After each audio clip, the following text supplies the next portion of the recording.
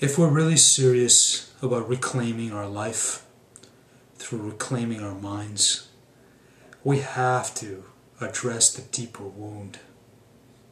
This is a wound that I know quite a bit about, because not only has it afflicted my life for most of my life, but it's something that I've dedicated many years of my life to educate other people on, to help people heal in themselves. What do I mean by the deeper wound? What is the deeper wound? This is a sense within ourselves. It's basically an energetic state of vulnerability in ourselves that the best way we could describe it, Satyam and I, when we wrote our book, The Born on the Mountaintop, that book addresses this deeper wound. That's the entire theme of it, on drawing it to your awareness and how to heal it. And the way we described it was, the wound was feeling within yourself that you're just not good enough as you are, that you're not worthy of love and acceptance as you are, that you need to keep proving it through various means. And sometimes on a conscious level, we're not willing to accept that statement. I'm not good enough. Who are you talking about? I am good. And often we did workshops, people got very defensive. I don't believe this. And on a conscious level, we can reject it. And yet, often, not always, but often, if we take a hard look at our life, we'll see that we're engaging in all sorts of things, trying to achieve all sorts of outcomes as a means of helping ourselves, feel better about ourselves. And essentially, by doing that, we're really covering up a wound in ourselves.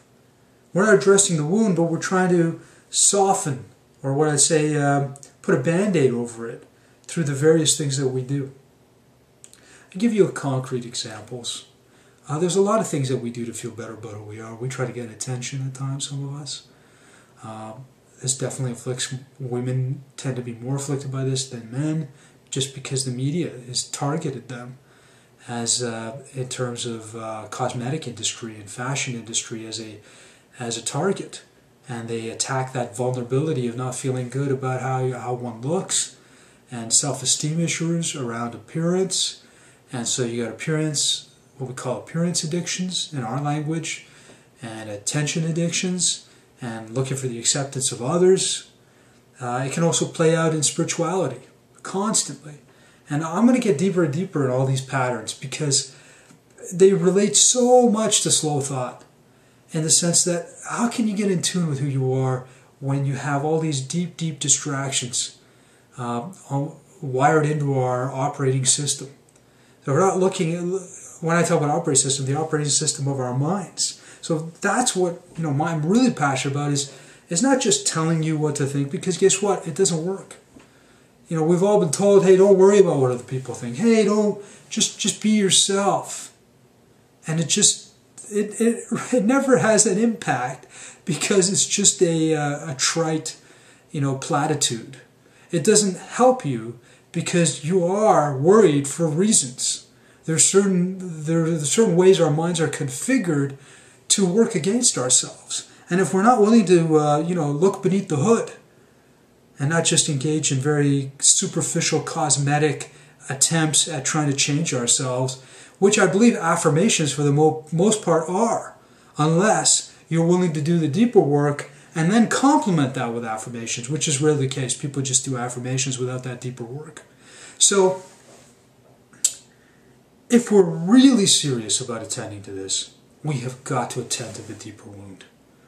We have to be willing to sit in it, to know what that means, to practice that awareness that allows us to truly sit in it without dwelling in it and without clinging to a certain state, but just being able to hold a space to experience it in the body as well, not just on a conscious level.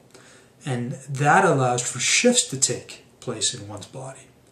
So I'm going to make a really sincere effort to launch a series of videos and series of writings around the deeper wound, and to give as many tools as possible for many of you who are not capable of coming out and coming out to events live and participating live in events, but to all of us, as many tools that that will help complement your own journey, your own personal practice.